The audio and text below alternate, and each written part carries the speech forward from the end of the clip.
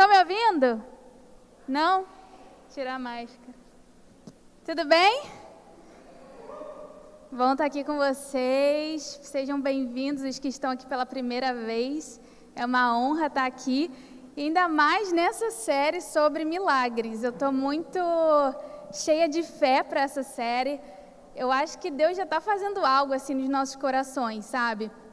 Eu estava orando essa semana no meu tempo de oração e eu vou ser sincera, geralmente eu oro mais por mim, gente.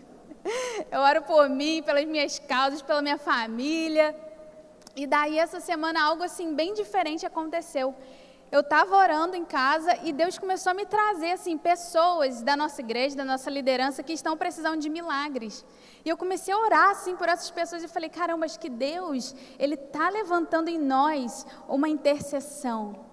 Ele está nos preparando como igreja para esse mês. E hoje eu estava aqui durante o louvor e orando, pedindo para Deus uma palavra especial. E eu senti Deus falando assim, esse mês é um mês de presente. Então, se você crer, segura aí, porque eu já creio. Eu creio que esse mês realmente é um mês de presente. Deus vai fazer grandes coisas. Não deixe de crer. Talvez você já está orando há muito tempo por uma coisa e não vê acontecer. Mas o tempo de Deus é o tempo de Deus. E às vezes, do nada, Ele faz tudo. Então, vamos crer que Ele vai preparar tudo e que esse mês vai ser maravilhoso. Amém? Então, no domingo a gente falou sobre preparar um ambiente de milagres e hoje a gente vai falar sobre uma coisa muito interessante que acontece com muitos de nós, que é, e quando eu não vejo o milagre? E quando eu não enxergo o milagre? E a gente vai ver um texto hoje que está em João 9, e é um texto longo, então vou pedir que vocês sejam pacientes, vai aparecer aqui para a gente ler juntos, mas eu vou tentar ler de uma forma que dê para a gente entender e que não fique chato, tá bom? Então, estamos juntos? Vamos lá? Abre aí comigo em João 9, e a gente vai ler do 1 até o 41, tá bom? Tá pronto aí? Show! Eu acho que eu tive uma ideia, gente, para não ficar tão chato, que é longo. A gente vai fazer que nem naquelas igrejas. Eu leio um, vocês leem outro, pode ser? Então tá bom, vamos lá, hein? Quero ver, quero ouvir alto. Então eu vou começar. Vou ler o versículo 1. Ao passar, Jesus viu um cego de nascença.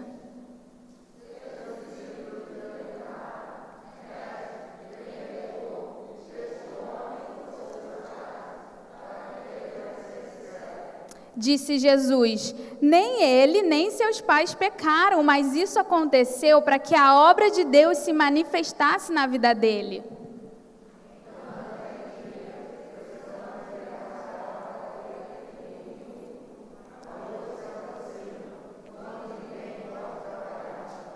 Enquanto eu estou no mundo, eu sou a luz do mundo.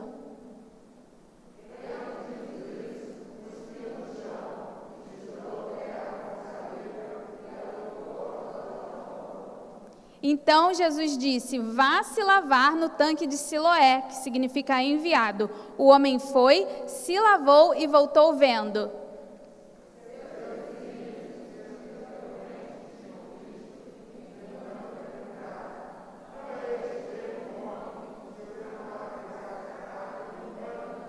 Alguns afirmavam que era ele, outros diziam, não, apenas se parece com ele. Mas ele mesmo insistia, sou eu mesmo.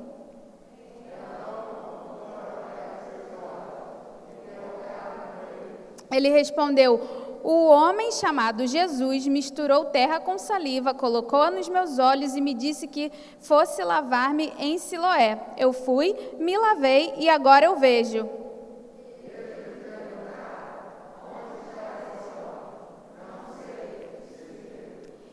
Então levaram aos fariseus o homem que fora cego.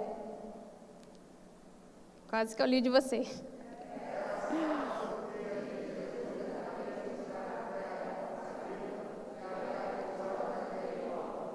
Então os fariseus também lhe perguntaram como ele recuperara a vista.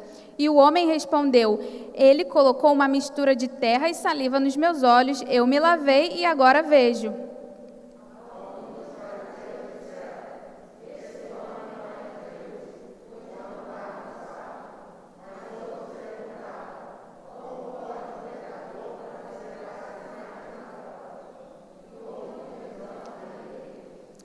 tornaram, pois, a perguntar ao cego: que diz você a respeito dele?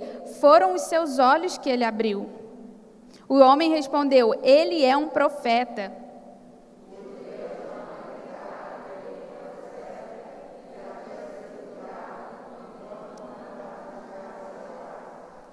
Então perguntaram aos pais: é este o seu filho, o qual vocês dizem que nasceu cego? Como é que ele pode ver agora?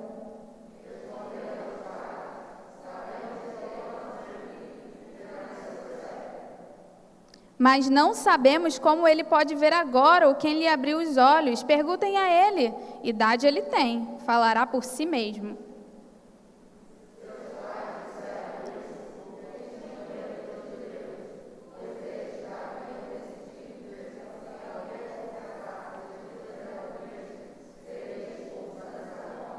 E foi por isso que seus pais disseram: idade ele tem, perguntem a ele.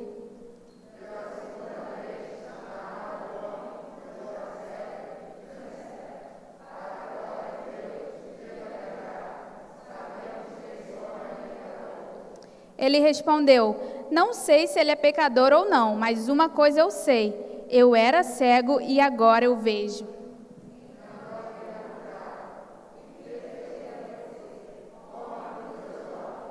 E ele respondeu: eu já lhes disse, vocês não me deram ouvidos, por que querem ouvir outra vez? Acaso vocês também querem ser discípulos dele?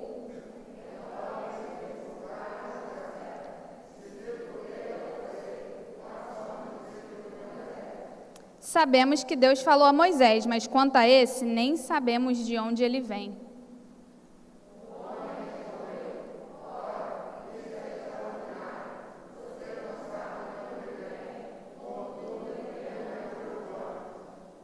Jesus ouviu que eles haviam expulsado o homem e, ao encontrá-lo, disse: você crê no Filho do Homem?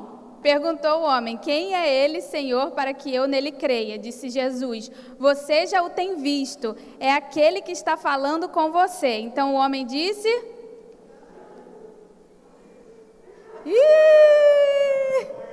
eu errei ou foi vocês? Eu vou continuar então, rapidinho. Então Jesus falou para o homem: você já está vendo, é aquele que está falando com você. E o homem disse: Senhor, eu creio. E o homem foi e adorou Jesus.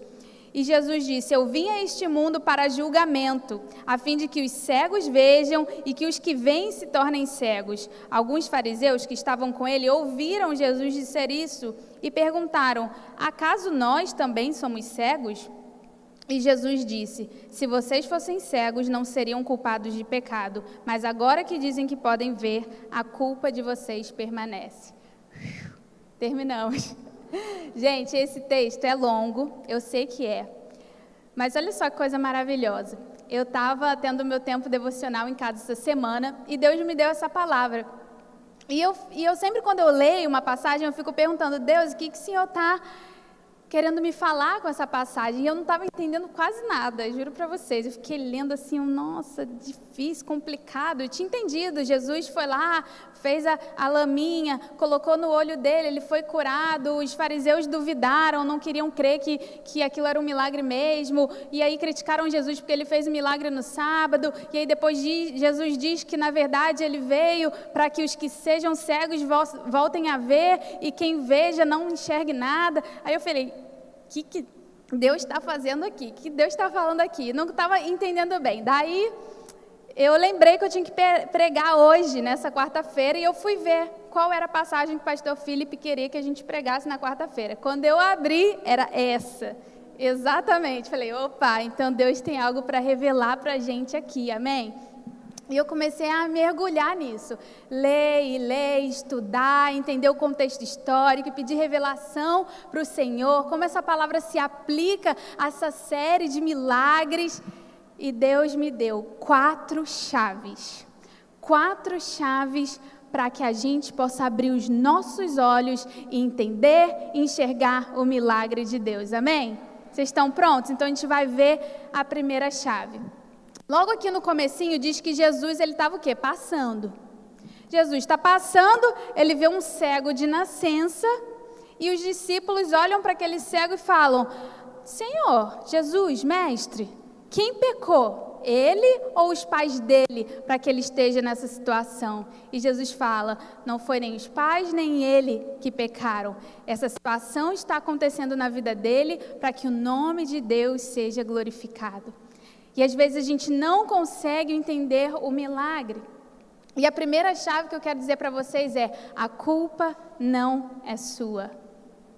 Talvez você esteja aqui hoje, você está passando por uma dificuldade, você está numa situação que você precisa de uma intervenção de Deus, você precisa de um milagre numa área da sua vida, e às vezes você se culpa.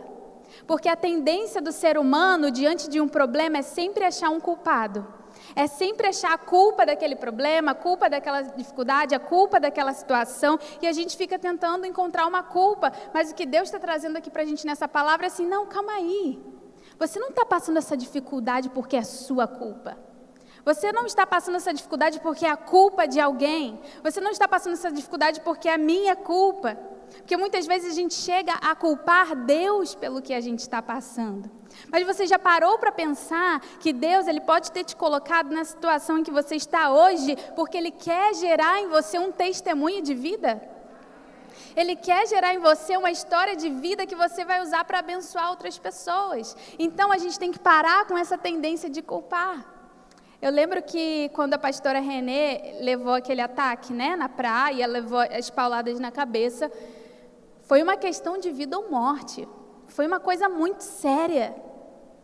Eu lembro que a igreja inteira ficou amedrontada, a gente ficou com medo de que a gente fosse perder a pastora Renê. Foi uma situação muito delicada. Eles precisavam de quê? De um milagre. E no meio da situação tão delicada, tão difícil, tiveram pessoas que ligaram para o pastor Felipe para dizer para ele, sabe por que isso aconteceu com a sua esposa? Porque vocês estão em pecado. Teve gente que ligou para ele para dizer que o culpado do acidente com a esposa dele era dele. Porque a gente quer sempre procurar uma culpa. E o problema da culpa, gente, é porque a gente acaba apontando. A gente acaba apontando o dedo e a gente acaba sendo injusto com o outro ou com nós mesmos. Porque se eu me culpo, eu estou sendo injusta comigo mesma. Eu estou me colocando no controle da minha vida, quando na verdade quem está no controle da minha vida não sou eu, é Deus. E por mais que eu possa ter errado, Ele é o Pai que limpa a minha bagunça. Assim como você, se você tem filho pequeno e seu filho bagunça tudo, é difícil fazer com que seu filho arrume tudo. Você vai lá, você mesmo, você arruma. Você limpa a bagunça do seu filho, e é assim que Deus age conosco. Mesmo quando a gente erra, mesmo quando a gente bagunça a vida, Deus ele tem o poder de colocar tudo no lugar. Então, se você está aqui hoje e você está se culpando, eu não quero que você carregue essa culpa. Eu quero que você saia daqui livre.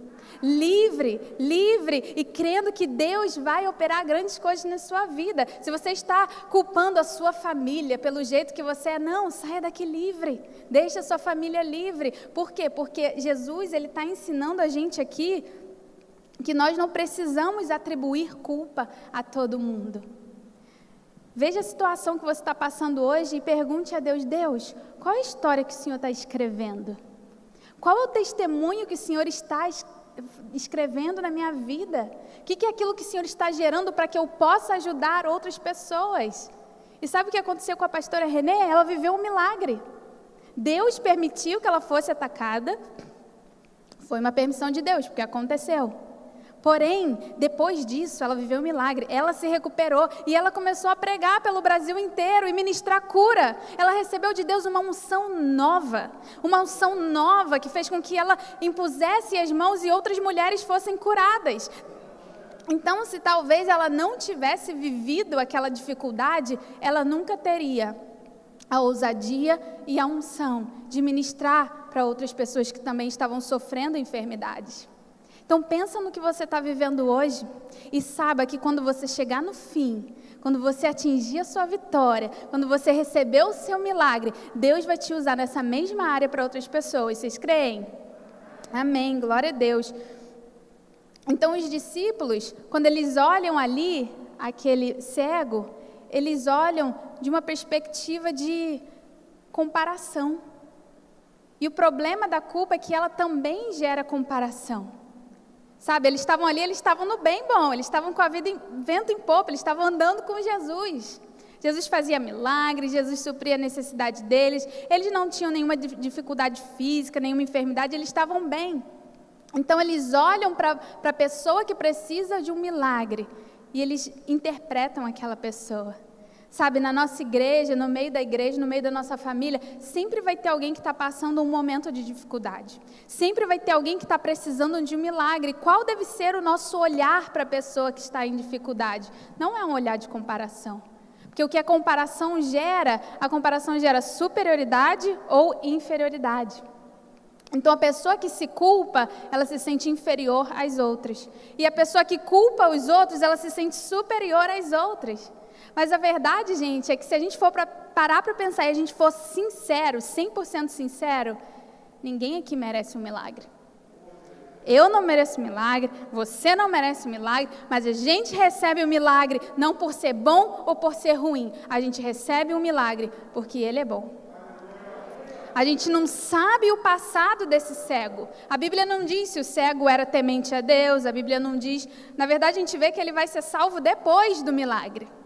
Então, antes disso, ele não era nem um homem temente a Deus, mas ele recebeu o milagre. E o que Jesus está ensinando aqui é que o que você recebe de Deus não é por mérito seu. O que você recebe de Deus é totalmente gratuito pela bondade e pela compaixão dele.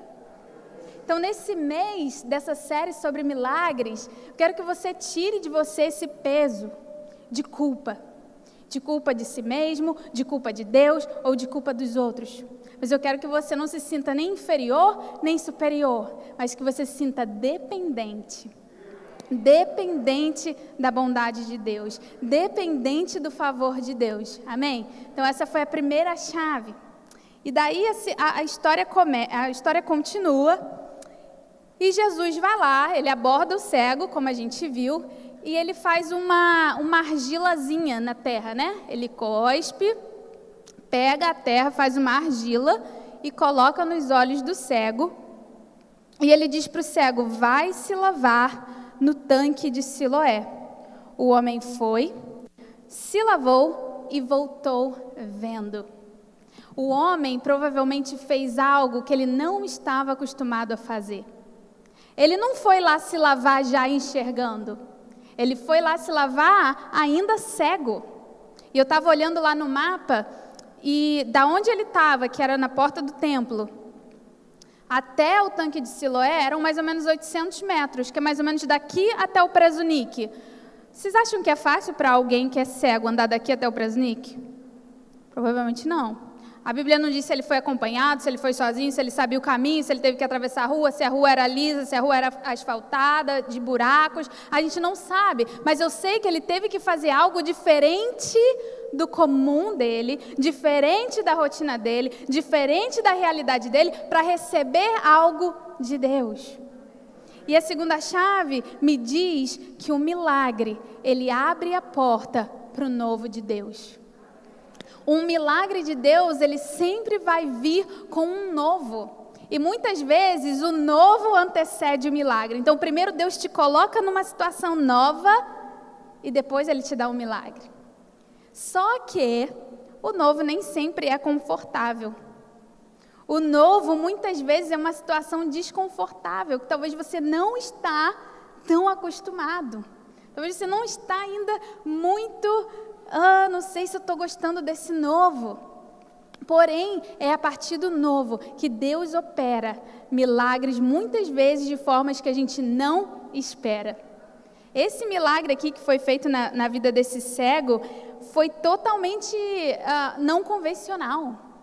Né? Faz ali uma argilinha, cospe, mistura, totalmente não convencional. Porque Deus, ele nos coloca em situações em que a gente fica assim, não sei muito o que esperar, mas depois ele nos surpreende com um presente. É assim que Deus faz. Eu lembro que em 2017, eu estava morando nos Estados Unidos. E na passagem de ano eu pedi uma palavra de Deus, porque geralmente quando começa um novo ano eu peço para Deus me dar uma palavra. E naquele ano Deus me deu uma palavra muito clara, só que foi a palavra mais difícil, eu acho que Deus já me deu até hoje. Deus me deu a palavra, volte para o Brasil. E eu não queria de jeito nenhum. Não mesmo. Eu estava tão feliz, tudo tão maravilhoso, não queria voltar de jeito nenhum. Mas Deus tinha me dado aquela palavra. Então, conversei com os meus pais, conversei com a minha família, conversei com os meus pastores de lá e ninguém estava entendendo nada. Mas eu sabia que eu tinha uma palavra de Deus e que Deus tinha um propósito para mim. Porque até a nossa localização geográfica importa para o que Deus está fazendo na nossa vida. A cidade onde você está, o país onde você está, o bairro onde você está, a igreja em que você congrega, cada detalhe faz diferença no plano de Deus para a sua vida. E o temor de Deus no meu coração não me deixava estar na localização geográfica que eu queria estar. Eu precisava obedecer a Deus. E daí, um dia antes de pegar o voo de volta para o Brasil, os meus amigos fizeram uma despedida para mim, e a gente estava na casa da minha amiga, tivemos uma noite de louvor, de adoração, no final eles oraram por mim. E daí cada um me deu uma palavra, um encorajamento, um versículo, e um amigo meu, ele me deu uma palavra muito específica, ele falou assim para mim: Milena, Deus me deu algo no meu coração e eu vou dividir com você. O que Deus está me falando a respeito de você é 6 meses. 6 meses, guarda isso no seu coração. Daí eu fiquei toda feliz, caramba, 6 meses, 6 meses vai ser o tempo que Deus vai me levar para o Brasil, vai fazer um grande agir, um milagre, e vai me trazer de volta. 6 meses eu vou estar aqui de novo, vai ser maravilhoso. Que a gente já começa a tentar entender como que Deus está agindo. A gente às vezes quer dizer para Deus como fazer o milagre, e dentro daquele tempo Ele tem que fazer o milagre, aí Deus vem e faz tudo diferente, porque Ele é Deus, né? E daí eu vim para o Brasil e foi super difícil, porque aí tem toda a readaptação, questão cultural, questão de tudo. Voltei a trabalhar e daí nada acontecendo, e fui levando a vida. E depois de um tempo, mais para o final do ano, eu percebi, gente, que exatamente do dia que meu amigo me deu a palavra 6 meses, até o dia que eu conheci o Felipe, foram 6 meses cravados. Felipe é meu marido, para quem não sabe. Deus fez um milagre na minha vida sentimental, me colocando num novo totalmente desconfortável. E eu lembro que, contando do dia até marcar 6 meses, foi o dia que falei com o Felipe pela primeira vez, a gente se falou pela primeira vez, depois disso nunca mais deixamos de nos falar. Ficamos conversando por 4 meses, depois de 4 meses a gente começou a namorar. E hoje a gente é casado. Infelizmente ele não está aqui hoje, mas já me ligou do trabalho 3 vezes perguntando se eu estava bem, para me abençoar, dizendo que hoje seria uma bênção. Ele não está aqui, está no trabalho, mas ele é um milagre de Deus na minha vida sentimental. Porque eu já tinha sofrido muito nessa área antes, para quem conhece a minha história. Então essa área era uma área de decepção na minha vida. Mas sabe o que Deus fez? Ele trouxe um novo de Deus, totalmente inesperado, totalmente de um jeito que eu nunca iria imaginar. Mas Ele chegou e me abençoou da forma que Ele sempre prometeu. Então eu quero te encorajar hoje a abraçar o que Deus está fazendo na sua vida. Pode ser totalmente diferente do que você imaginava, talvez esteja até doendo um pouco, talvez esteja desconfortável, mas fica firme porque Deus está escrevendo na sua vida uma história em que vai gerar um testemunho poderoso. Amém? Então esse homem vai até lá e ele é curado. Ele encara aquele desconfortável, ele se move de acordo com a palavra de Jesus, ele aceita o desafio de Jesus e ele é abençoado. E daí a história continua, ou seja, a história se espalha. Todo mundo na cidade começa a ouvir a história de que o homem que ficava ali no templo, que era cego, começou a ver. E a história se espalha rapidamente. E as pessoas começam aquele alvoroço e começam a se perguntar: não é esse o mesmo homem que costumava ficar sentado mendigando? Alguns afirmavam que era ele, outros diziam que não era ele, que era só parecido com ele, e ele mesmo dizia: sou eu mesmo. E o que isso nos ensina, gente? Nos ensina que muitas vezes a gente não acredita no que a gente está vendo Deus fazer na vida de alguém. Aquele homem estava lá todo dia, e tinha gente que via ele todo dia, mas depois do milagre não acreditava no que Deus estava fazendo. Não é possível, não é ele, se parece com ele, não é ele. Mas a terceira chave, ela me diz que todo mundo pode ser transformado por Deus. Todo mundo pode receber um milagre de Deus. E ali as pessoas, elas não estavam acreditando, é difícil de acreditar. É muito difícil, mas olha só que engraçado. As pessoas aqui, elas poderiam falar assim, não era ele que era cego? Mas elas não falam isso. Elas falam assim, não era ele que mendigava? Vocês entendem a diferença? Cego era a identidade dele. Mendigar era o que ele fazia. As pessoas, elas não estavam focando na identidade dele, elas estavam focando no que ele estava fazendo. Muitas vezes a gente foca no fazer e não na identidade. Mas sabe o que Deus faz? Ele foca na identidade. Ele não está muito preocupado se você mendigava, se você não mendigava, o que ele fazia, o que não fazia. Não, ele está preocupado em transformar a identidade das pessoas, porque, na verdade, quando Deus transforma a identidade de alguém, esse é o maior milagre. E as pessoas não estavam conseguindo acreditar. E eu sei que às vezes é difícil acreditar. É difícil acreditar que pessoas mudam.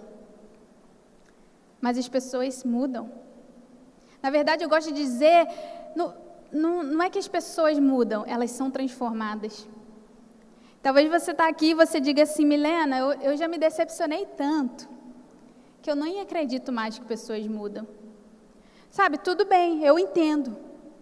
Mas eu quero te desafiar hoje a não pensar que pessoas mudam, mas que pessoas são transformadas por Deus. E quando eu paro de acreditar que as pessoas mudam ou que as pessoas são transformadas, na verdade eu estou parando de acreditar no poder de Deus.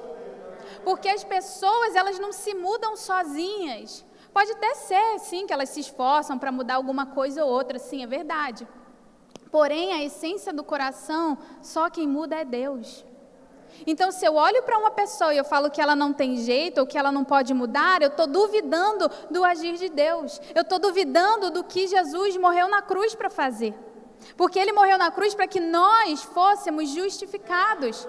Para que a gente fosse totalmente alvos como a neve, brancos como a neve, santos, mesmo que a gente não possa fazer isso por si mesmo, Ele pode.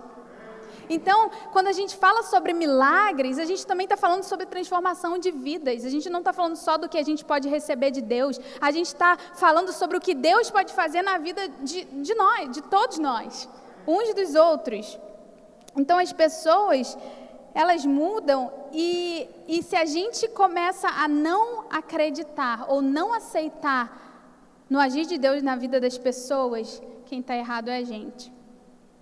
Eu lembro que quando eu voltei para Ilã, depois desse tempo fora, quando você chega na igreja 3, 4 anos depois, muita coisa muda.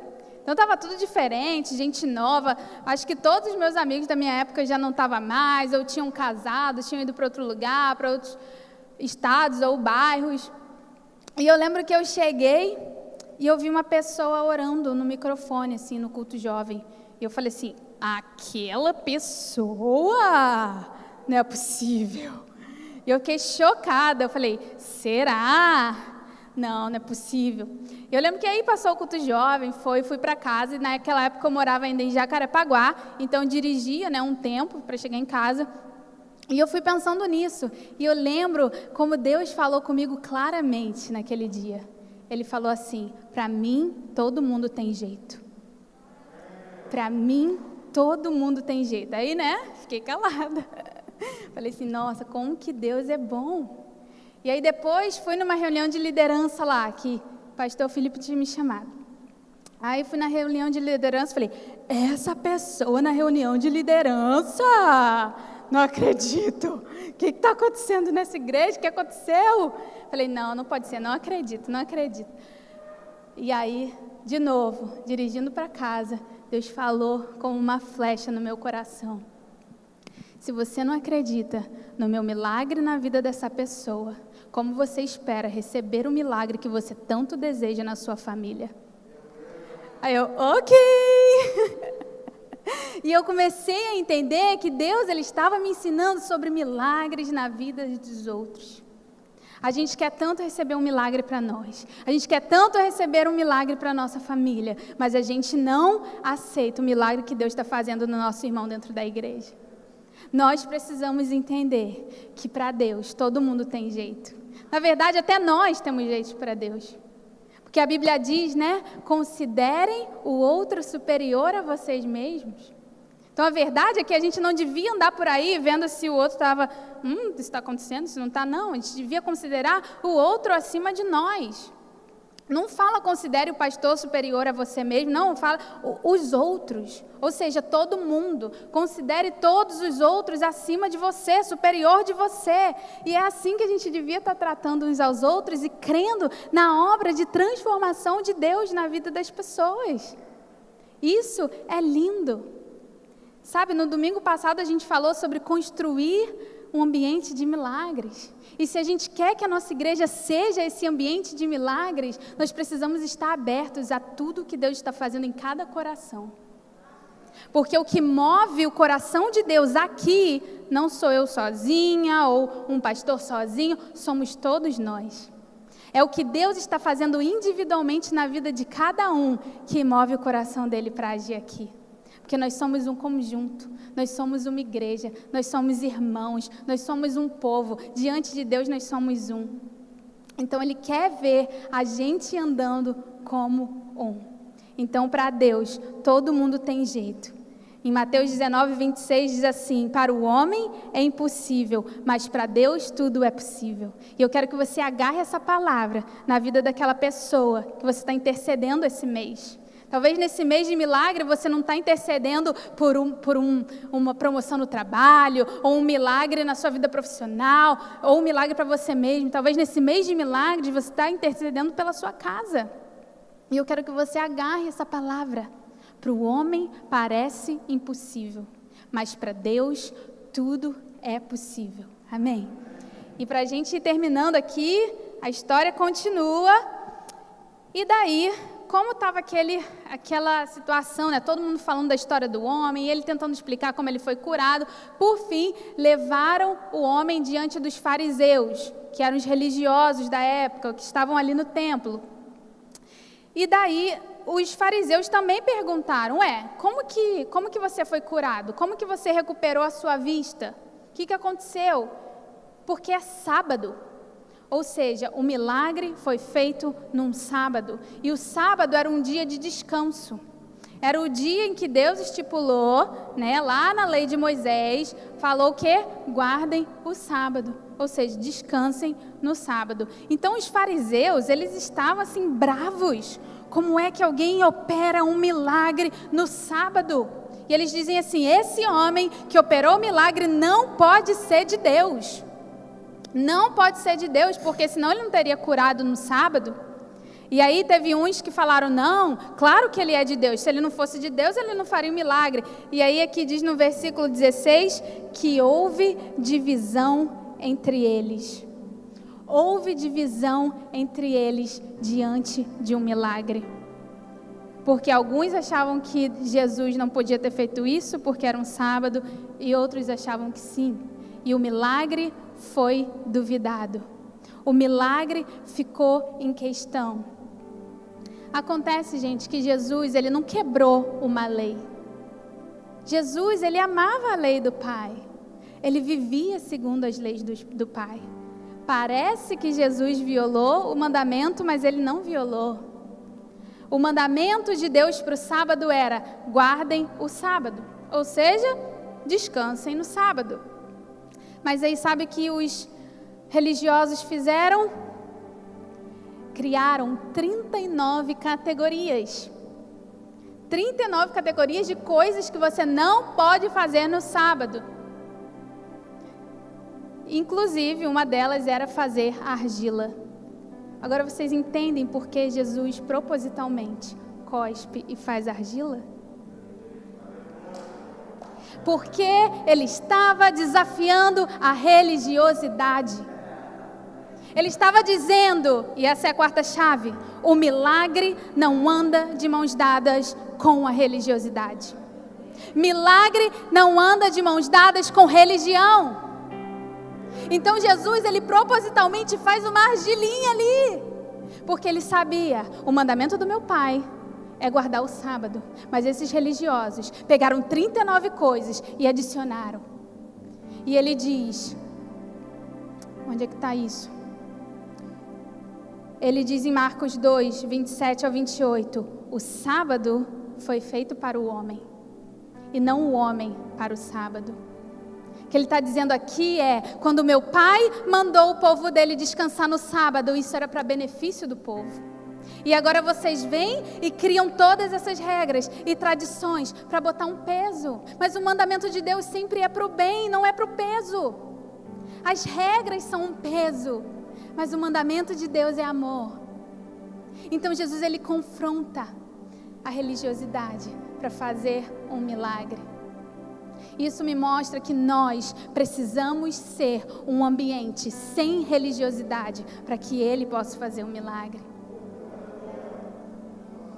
Eu lembro que quando eu era criança, a minha mãe, ela sempre trabalhou. Minha mãe sempre foi uma mulher não muito convencional. Ela trabalhava, ela estudava, ela falava outras línguas. E ela não foi aquela mãe que ficou muito assim em casa cuidando da gente. Isso funcionou para a nossa família, tá? Não estou criticando, cada um escolhe, mas isso funcionou para a nossa família. E eu lembro que por causa disso, ela viajava e eu tenho muito orgulho dela. Ela se formou na UERJ e ela nunca deixou a universidade. Ela sempre estava fazendo uma pós-graduação, alguma coisa, estudando. E ela fala francês. Então ela viajava para outras universidades. Quando doutores franceses vinham para o Brasil, ela era intérprete deles. E ela é maravilhosa, fico até emocionada, porque se eu for metade do que ela foi, uma mulher de fé e relevante na sociedade, eu vou ficar feliz. E eu lembro que ela estava sempre assim, trabalhando, estudando, indo em palestras, indo em conferências, em congressos. E aí ela contratava pessoas para tomar conta de mim, da minha irmã. E eu lembro que uma vez ela contratou, e ela sempre contratava alguém da igreja, tinha que ser da igreja. E aí ela contratou uma moça super jovem, devia ter uns 20 e poucos anos. E ela era aquelas que vestiam um vestidão, sabe? De manga comprida até o pé. E não estou criticando isso, cada um usa o que quiser, segue a moda que quiser. Mas eu lembro que ela era desse jeito. E daí ela chegou na nossa casa e ela queria criar eu e minha irmã de acordo com o que ela pensava. Só que a minha mãe sempre deu muita liberdade para mim e para minha irmã. Ela ensinava a gente a palavra de Deus. Todo dia antes de dormir a gente lia a Bíblia da criança. E ela nos dava liberdade de escolha. E a mulher parou de deixar a gente assistir os vídeos da Disney. E a gente tinha uma coleção. Pensa em todos os filmes da Disney. A gente tinha todos e a gente amava. 2 meninas, a gente amava. E daí a gente falou assim, mãe, não tá dando com a tia fulana. Ela não deixa a gente ver os filmes. Não tá dando. E a gente reclamou. E daí não deu realmente certo. E o mais engraçado é que eu e minha irmã, a gente achava ela muito esquisita, porque a gente era criança e a gente não entendia por que tudo não pode. Não pode, é do diabo, não pode. E a gente não entendia. E eu lembro que um tempo depois a gente viu ela na rua e ela estava com outra roupa. Estava de calça jeans, uma blusinha. E a gente falou assim, nossa, ela está diferente. E a gente acabou escutando, né, porque as pessoas falam que ela tinha se desviado, ela estava morando com um cara e estava vivendo uma vida não muito boa para ela. Porque, gente, você só consegue levar o peso das regras e das tradições por um determinado tempo. Você não consegue carregar isso para a vida inteira. Porque não foi isso que Deus chamou você para fazer. Ele te chamou para obedecer os mandamentos por amor. E Ele disse, né, aquele que me ama faz o que eu mando. Então, quando a gente obedece por amor. E o que Jesus estava tentando ensinar aqui com essa história do cego era isso, ei, quebra a religiosidade, deixa eu entrar. Deixa eu vir com o meu milagre, deixa eu vir com o meu agir, para de duvidar, para de me colocar numa caixa. Faça conforme eu mando, faça conforme eu digo e não como as suas regras e as suas tradições dizem. A religião, ela afasta. A religião, ela aponta o dedo. A religião, ela está sempre certa e o outro está sempre errado. Isso não é o que Deus quer. Eu amo isso aqui em Romanos 14, que diz assim: recebam de braços abertos os irmãos que não veem as coisas como vocês. Não os atropelem toda vez que fizerem ou falarem algo com o qual vocês não concordam. E continuou: uma pessoa viajada pode muito bem estar convencida de que pode comer e beber o que quiser, enquanto o outro, com uma formação diferente, pode pensar que o certo é não comer ou não beber certas coisas. Mas como ambos são convidados à mesa de Cristo, não seria desagradável se um começasse a criticar o que o outro bebe ou come? Afinal, Deus convidou ambos para a sua mesa. O que você vai fazer? Vai cortá-los da lista de convidados? Deixem de lado a atitude de querer decidir o que é certo para o outro. Estou convencido, Jesus me convenceu de que tudo é santo em si mesmo. E nós, pelas nossas atitudes e palavras, é que podemos contaminar as coisas. Quando nós focamos em regras e tradições, podemos ficar cegos ao que Deus está fazendo. Podemos ficar cegos ao milagre que Deus está fazendo na vida do outro. Então eu quero te convidar hoje a ter um coração que está atento. Não um coração que está julgando, mas um coração que está atento. Porque os fariseus ficaram tão focados se era sábado, se que Jesus fez, que não era para ele ter feito, ele fez argila, não era, que eles perderam o milagre. E mais sério, e mais grave que isso, eles perderam uma pessoa. Quando você julga e quando você reprime, você perde as pessoas que Deus está tentando salvar. Às vezes na nossa casa, a gente está orando: Deus, salva o meu pai, salva o meu marido, salva o meu filho. E nós mesmos estamos botando um peso de religiosidade sobre eles. Assim o milagre não acontece. Para o milagre acontecer, é preciso um ambiente sem religião. E eu acho lindo como acaba essa história. Os fariseus ficam tão bravos com aquele homem que era cego e foi curado, que expulsam ele do templo. Expulsam ele, vai embora. Mas sabe o que Jesus faz? Ele está escondidinho olhando. Ele vê que o homem foi expulso e ele vai lá correndo no homem. Ei, eu vi que te expulsaram, mas você crê no Filho do Homem? Aí ele fala: ué, mas quem é o Filho do Homem? Me mostra, eu quero ver porque eu creio. Ele fala assim: é ele que está falando com você. E a Bíblia diz que no mesmo momento o homem se prostra e adora. Porque Jesus, ele vai para salvar, ele vai fazer um milagre sem reservas. Porque para Deus o mais importante é o milagre da salvação. É a obra que só o Espírito Santo pode fazer em cada um de nós. Então, hoje a gente falou dessas 4 chaves. A culpa não é sua. Não culpe a sua dificuldade a ninguém. Deus, Ele está criando um novo para você. O milagre sempre abre portas para o novo. Todo mundo tem jeito para Deus. E o milagre não anda de mãos dadas com a religião. Eu espero que cada um de vocês esteja tendo uma revelação do Espírito Santo do que Ele está falando no seu coração hoje. E a gente vai orar juntos agora, porque eu creio no que Ele falou no início da palavra. Esse é um mês de presente. Esse é um mês de presente para você como indivíduo. Esse é um mês de presente para a sua casa. Esse é um mês de presente para a sua história. Então fecha seus olhos comigo, abaixa sua cabeça. A gente vai orar e eu quero fazer algumas orações específicas.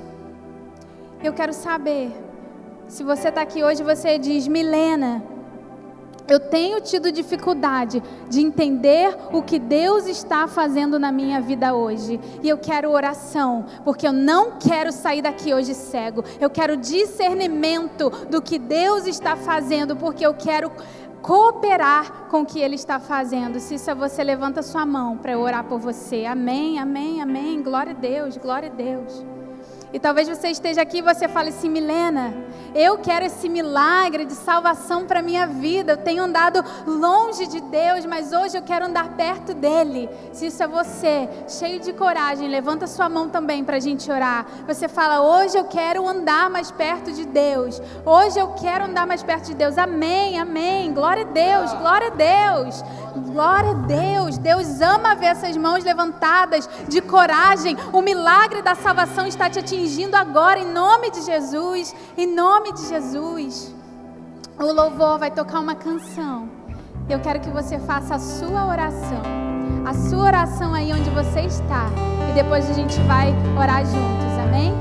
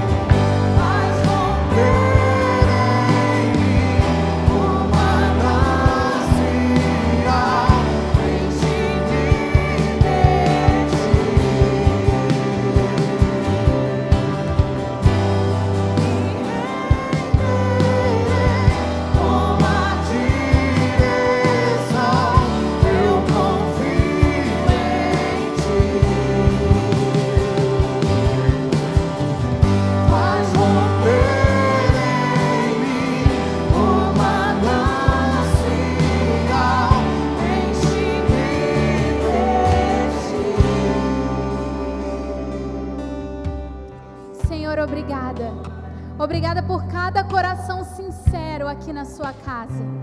Senhor, obrigada por todos aqueles que estão aqui e eles levantaram a mão dizendo: Deus, eu não estou entendendo. Deus, eu não estou entendendo o milagre ou o caminho para o milagre. Eu não estou muito confortável com o novo de Deus na minha vida. Senhor, eu oro por cada um deles e peço, Senhor, abre os olhos deles para ver o teu milagre. Abre os olhos deles para ver o teu agir. Enche eles de discernimento, de clareza. E, Senhor, renova hoje a confiança deles em Ti. Que eles possam confiar que o Senhor está escrevendo uma história maravilhosa, uma história linda, uma história de poder. Trabalha, Senhor, o Teu milagre na vida de cada um deles. E eu Te agradeço, Senhor, pelos que levantaram a mão, querendo, Senhor, a Sua salvação. Muito obrigada, Pai. Muito obrigada por escrever o nome dessas pessoas no livro da vida. Obrigada, Senhor, porque a partir de hoje eles vivem uma vida milagrosa diante do Senhor. O pecado deles está perdoado, a identidade deles está renovada e eles podem sair daqui hoje alegres e confiantes que o Senhor é com eles, que o Senhor está dirigindo. Obrigada, Pai. Obrigada pela sua bênção, Senhor. Levanta sua mão assim. Senhor, eu abençoo cada um aqui, cada um que está em casa assistindo online. Que a sua paz, Senhor, encha cada lar, que a sua paz encha cada vida e que essa semana seja transbordante da sua presença, em nome de Jesus. Amém.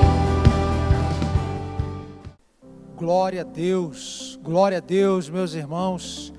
Que maravilha de palavra, que momento tremendo que nós temos vivido aqui. Tem sido um tempo muito especial, essa série sobre milagres. Creia que há um milagre para a sua vida. Deus está providenciando algo novo, extraordinário para você. Sou Paulo pastor do campus online. Estou aqui para lhe receber de braços abertos, de coração amoroso, para que você venha fazer parte dessa grande e amorosa família Igreja Luz das Nações, Elan Church.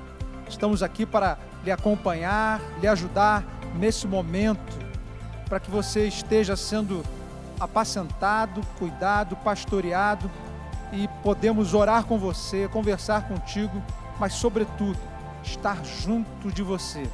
Você pode estar nos acompanhando através do nosso site, elanchurch.online. Ali você vai encontrar um chat escrito pedido de oração ou novo aqui. Você pode interagir com a gente. E através também dos nossos canais do Facebook e do YouTube, estar acompanhando, falando conosco. Mas há um canal também muito especial, que é do WhatsApp, 21 966 35 8309. E ali você pode ter um contato mais direto conosco, ligando para esse número ou mandando uma mensagem. E nós vamos poder conversar com você, te ouvir e orar contigo de maneira mais individual, mais específica. Por isso nós estamos aqui para estar junto de você nesse momento, para que Deus esteja sobre a tua vida, operando e agindo em milagres na tua vida. Creia, há um milagre para a sua vida. Nós somos a Elan Church, amando Deus, amando você.